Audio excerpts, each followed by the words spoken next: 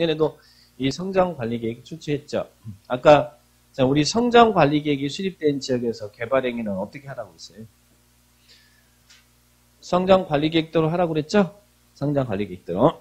자, 그러면 이제 성장관리계획을 수립하려면요. 여기 뭐가 나오냐면 이 지역이 성장관리계획이 수립될 지역입니다. 라고 성장관리계획구역을 지정해요. 마치 우리 지구단위 계획구역을 지정하는 이유는 뭐 때문에? 지구단위 계획을 수립하는 것처럼.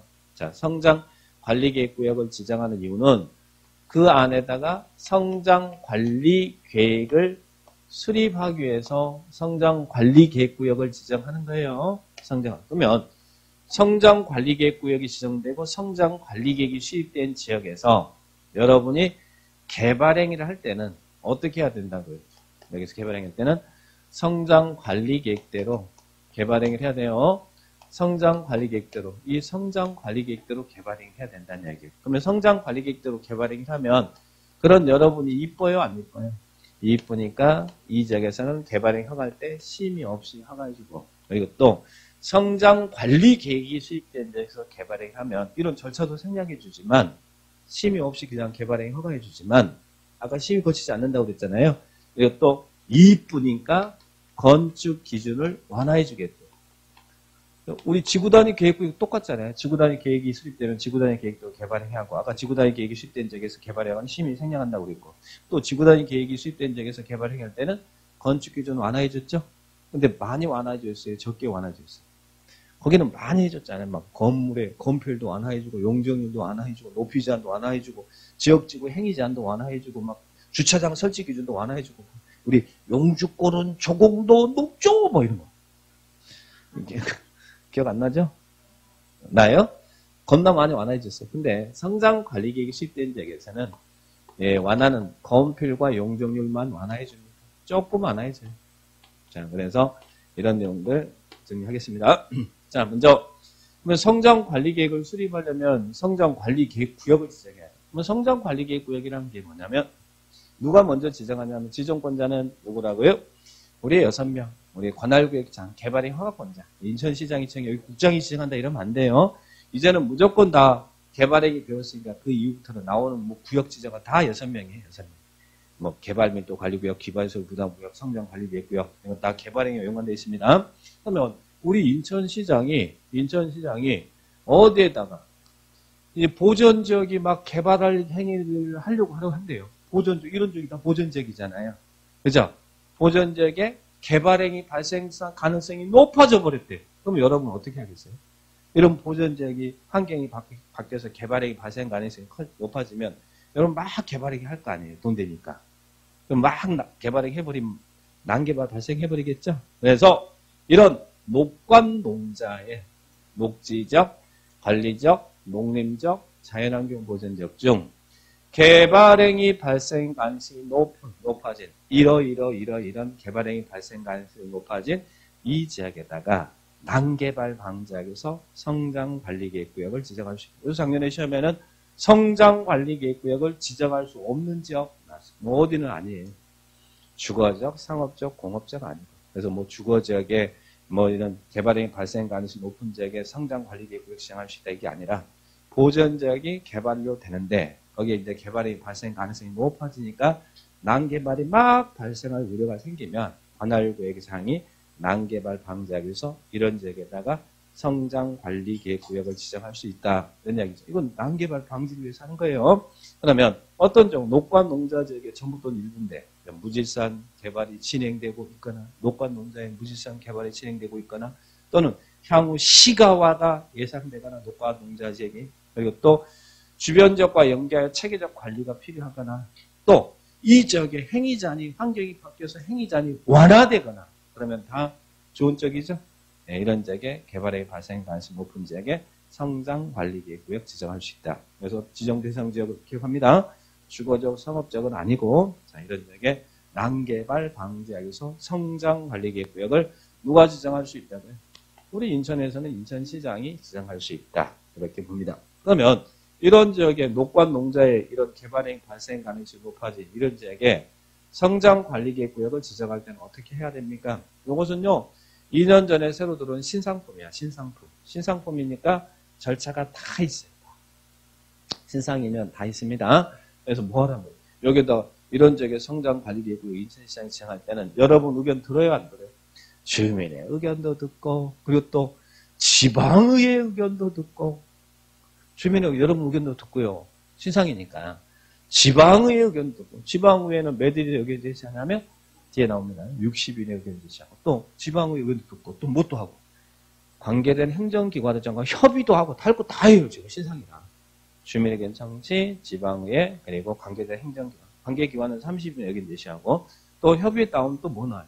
심의도 하고, 도시계획위원회 심의 거쳐서 성장관리계획구역을 지정한다. 누가? 인천시장이 지정을 해. 관할구에 지정해. 그럼 지정했으면 지정했다라고 인천시가 발행한 소식지에다가 공고에다가 고시도 하고, 그리고 여러분이 볼 수 있도록 열람도 시켜주라는 이야기. 그러니까 신상품이니까 다 있다. 이렇게 기억을 합니다. 그 내용이 우리 207페이지에 지정전차, 그래서 208페이지에 이런 이야기가 쭉 나와 있습니다. 이 정도로 딱 정리하시면 돼요. 그러면 이런 개발행위 발생 가능성이 높은 지역의 난개발 방지하기위해서 성장관리계획구역을 지정했어요. 성장관리계획구역을 지정한 이유는 뭐 때문에 성장관리계획구역 지정한다고요? 성장관리계획 수립하려고. 성장관리계획 수립하려고. 그죠? 이런 개발행위 발생 가능성이 높은 지역에 난개발 방지해서 구역 지정하면 거기에 성장관리계획을 수립하려고. 그러면 성장관리계획도 누가 수립합니까? 당연히 6명이 하죠. 6명이. 그죠? 자, 그래서 그 성장관리계획구역 지정 목적에 필요한 다음 사항을 포함해서 성장관리계획을 수립한다. 그래서 이제 성장관리계획의 내용이에요. 근데요, 기반시설의 배치 규모, 용도 제한, 건폐, 용적률, 배치 형태, 색채, 높이, 경관, 환경, 그 밖에 난개발 방지와 관련된 사항 나오죠. 이거 어디서 들어본 것 같은 내용인데 이거 어디서 들어봤어요? 지구단위 계획하고 똑같잖아요. 지구단위 계획의 내용이잖아요. 거의 지구단위 계획이에요. 거의 지구단위 계획이에요. 그래서 거의 지구단위 계획이다. 그러면 굳이 계획의 내용과 비교해서 차이가 있다면 지구단위 계획에는 건축선에 관한 사항도 지구단위 계획을 정할 수 있는데 성장관리계획에는 요거는 없네요. 왜냐하면 건축선은 도시지역에서 시작하는데 성장관리계획이 수립되는 것은 아까 녹지지역, 관리지역, 농림지역, 자연환경 주로 비도시지역에 난개발 발생이 우려되니까 난개발 막기 위해서 하는 거잖아요. 건축선 지정은 도시지역에서 하니까 요거는 지구단위 계획에는 있는데 성장관리계획에는 없다. 그래서 요 차이만 요거나 차이가 있지 내용들은 다 지구단위 계획의 내용이랑 똑같아요. 그러니까 성장관리계획이 뭡니까? 그러면 거의 지구단위 계획이다 생각하시면 돼요. 2% 부족한 지구단위 계획. 그죠? 지구단위 계획의 동생이라고 생각하시면 돼요. 동생. 자, 그러면 자, 여러분이 그럼 이렇게 성장관리계획을 여기에다가 이제 구역 지정하고 우리 인천시장이 이런 계획을 딱 수립해놨어. 그러면 여러분은 어떻게 해야 되나요? 이런 성장관리계획이 수립된 지역에서 개발행위 할 때는 성장관리계획대로 하는 거예요. 우리 지구단위 계획구역 지정되면 지구단위 계획대로 개발행위해야 되죠? 똑같다는 이야기예요. 자, 그렇게 정리하시면 돼요. 그러면 여러분은 이 계획대로 개발행위를 하면 그런 여러분 이뻐요, 안 이뻐요? 이쁘니까 완화해주겠다는 이야기예요. 성장관리계획이 수립된 지역에서 건축기준 완화해주겠다는 이야기예요. 근데 완화하는데 뭐만 완화해준다고? 건폐율과 용적률만. 다른 거 완화하지 않고 지구단위 계획은 이것저것 다 해줬잖아요. 근데 여기서는 건폐 용도 완화한다. 그러면 건폐율은 얼마를 완화해주냐면 기존의 용도지역에 적용되는 건폐율이 있을 거 아니에요. 거기에 플러스 10만 더 얹어줘요. 플러스 10만. 자, 그러면 건폐율 완화는 예를 들면 계획관리지역에 성장 관리계획구역이 지정될 때, 그래서 계획이 수립될 때, 원래 계획관리지역은 건폐율이 얼마예요?